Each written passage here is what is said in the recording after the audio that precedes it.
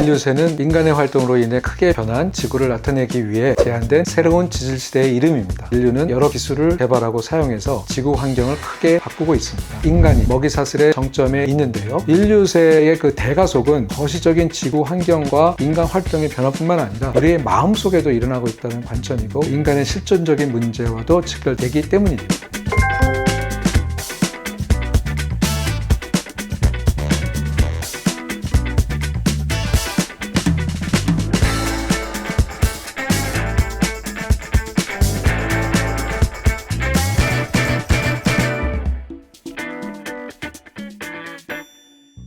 안녕하세요. 반갑습니다. 과학기술의 발전을 역사적 맥락에서 연구하고 있는 카이스트 박범순 교수입니다. 최근에는 인류세라는 개념을 키워드로 해서 인간의 실존적인 문제도 연구하고 있습니다.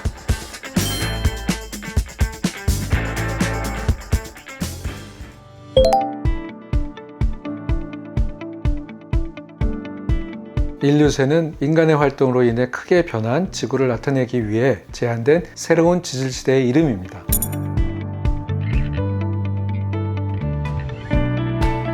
과거에 공룡이 가장 우세한 생물종이었다면 지금은 인간이 먹이사슬의 정점에 있는데요. 이뿐만 아니라 인류는 여러 기술을 개발하고 사용해서 지구 환경을 크게 바꾸고 있습니다. 1950년대와 60년대에 수많은 원자폭탄과 수소폭탄 실험을 지상에서 실시해서 그 낙진이 전 세계에 퍼져 있어 이것이 지층에 새겨져 있습니다. 이와 함께 화석연료를 태우고 남은 찌꺼기가 재가 되어 공기 중에 날아가다가 땅에 떨어져 흔적을 남깁니다. 이것을 플라이 애쉬라고 하는데 이것도 좋은 증거가 됩니다. 현재 이런 증거들의 타당성을 두고 지질학계에서는 계속 논쟁 중입니다.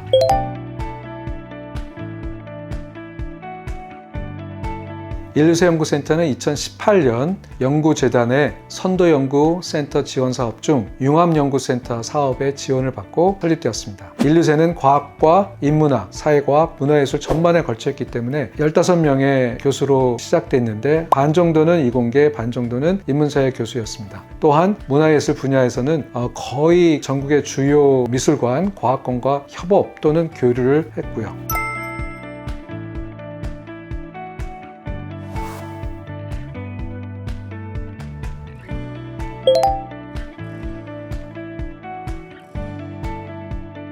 현재 센터의 핵심 연구 주제는 대가속입니다. 이것은 인간의 사회경제적 활동과 지구 시스템 변화가 1950년을 전후로 해서 급격하게 일어났음을 그래프로 표현한 그 개념입니다. 말하자면 그 지구 행성 변화에 인간 활동에 영향을 미쳤다는 것을 시사하는 개념이죠. 먼저 저희는 기존 대가속 연구에서는 간과되었던 재난과 관련된 지표를 개발하고 있습니다. 태풍, 홍수와 같은 물과 관련된 극심한 그 재난 피해가 어떤 추이를 보이고 있는지 대가속과 관련해서 보고 있습니다. 또한 인류세 대가속을 한국의 관점에서 보는 대가속 지방화 연구도 하고 있습니다. 이산화탄소 증가, 인구 증가, GDP 증가와 같은 지표들의 그래프는 글로벌한 그 그래프와 거의 비슷한 양상을 보이는데 생물학적 다양성이나 토지 및 해양과 관련된 지표에서는 조금 다른 모습을 보이고 있어서 흥미로운 해석이 가능합니다.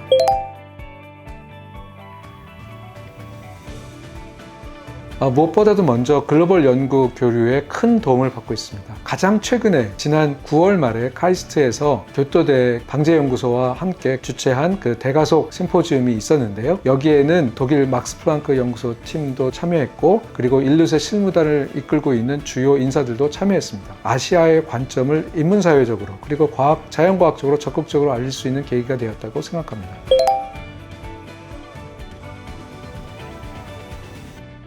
우리가 지금 지구의 자원을 잘 관리하고 환경도 잘 보살피면서 미래 세대에 잘 넘기자라고 하는 그 개념이 지속 가능성에 들어가 있는데요. 과연 이 패러다임이 과연 얼마나 지속 가능할지, 생존 가능성, 거주 가능성의 문제를 고려할 때가 온 거 아닌가라는 그 인식이 있습니다. 지난번 코로나 팬데믹이 퍼졌을 때 이런 문제가 정말 피부로 와닿았습니다. 왜냐하면 인수공통 감염병의 창궐도 어쩌면 다른 생물종의 거주 환경을 파괴했기 때문에 생겨난 것이라는 인식이 있었기 때문입니다.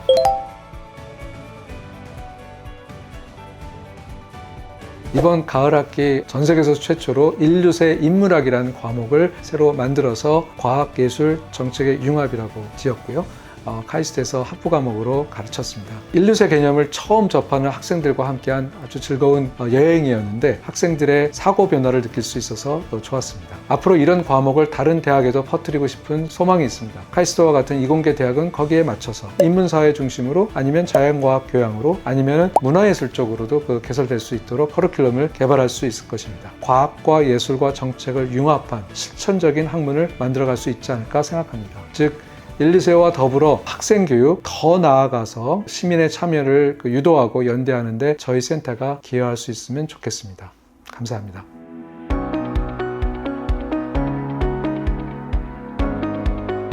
안녕하세요. 저는 카이스트 인류세 연구센터의 박사후 연구원 김지혜라고 합니다. 안녕하세요. 저는 카이스트 인류세 연구센터 박사후 연구원 안세롬이라고 합니다. 네, 안녕하세요. 저는 카이스트 과학기술정책대학원에서 박사 과정으로 재학 중인 고경빈이고요. 저희 인류세 연구센터는요, 다양한 분야의 분들이 함께 모여서 인류세적 현상의 원인과 의미를 좀 함께 연구해 나가는 그런 공간이라고 생각을 합니다. 네. 저는 인류세 교육 연구하고 있는데요. 인류세 개념 자체가 어떤 예측 불가능성, 불확실성 이런 것들이 이제 가장 핵심에 기저에 있다 보니까 이제 그런 거를 조건으로 삼는 교육은 좀 다를 것이다, 또 달라야 한다 이런 것들을 가져가고 있습니다. 우리가 일상적인 삶을 영위할 수 있는 인프라스트럭처, 이를테면 에너지 인프라라고 했을 때 이 에너지 인프라가 결과적으로 보면 기후변화를 야기하는 데 굉장히 큰 영향을 미치게 되잖아요. 근데 또 한편으로는 AI 시대에 고에너지가 많이 필요한 그걸 또 인정하고 있는 삶이 있고 이 욕망과 이 지구적인 현상을 어떻게 같이 논할 수 있을까 이런 거에 대해서 연구를 하고 있습니다. 인류세를 공식적인 지질 시대로 공인할 것인가를 둘러싼 이제 과학 논쟁을 연구하고 있어요. 그리고 그거의 본질이 무엇인가라는 질문을 시작해서 국제 지질 과학 연맹이라고 해서 영어로는 International Union of Geological Sciences IUGS라고 하는데요. 거기서 정해놓은 어떤 공식적인 절차를 통해서 승인이 되면 ICC라고 하는데 거기에 이제 등재가 되는 거예요. 인류세라고. 기존에 있었던 지질학계 규범이라든지 아니면 절차, 그다음에 그런 과학을 하는 방법론들을 어떻게 우리가 해석하고 그걸 어떻게 이런 새로운 케이스에 적용할 것인가 이런 문제라고 저는 보고 있어서 저는 규범적 과학의 문제다라고 얘기를 하면서 이제 보고 있어요. 그래서 네, 그게 제 연구라고 볼 수 있을 것 같습니다. 저희 센터에서 한 2주나 3주 간격으로 모임을 하는데요. 회의라고는 하지만 어떻게 보면 세미나 형식의 책 읽기도 하고 같이 논문도 읽고 그냥 모임 같은 거예요. 그러다 보니까 굉장히 생산적인 모임이라고 생각을 하고 있어요. 되게 위계가 없이 의사소통이 정말 잘 된다는 느낌을 저는 받거든요. 경직되지 않은 분위기에서 토론을 좀 자유롭게 하는 것 같아요.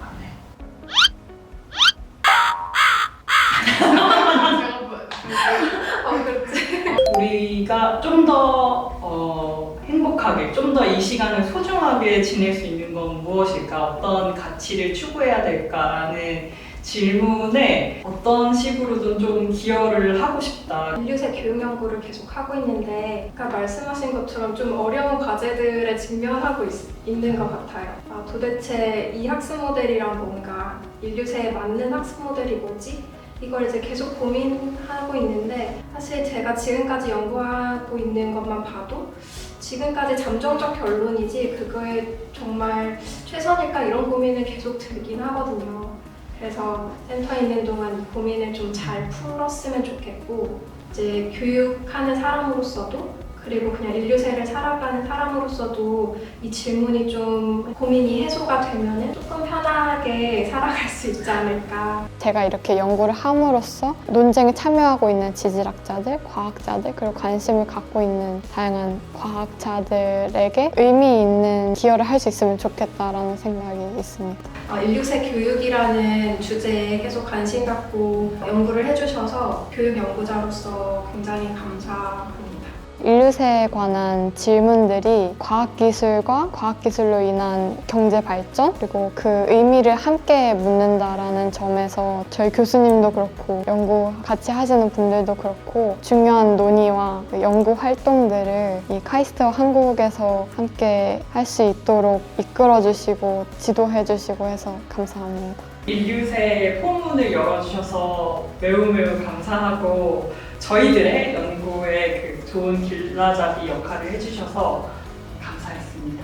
감사합니다.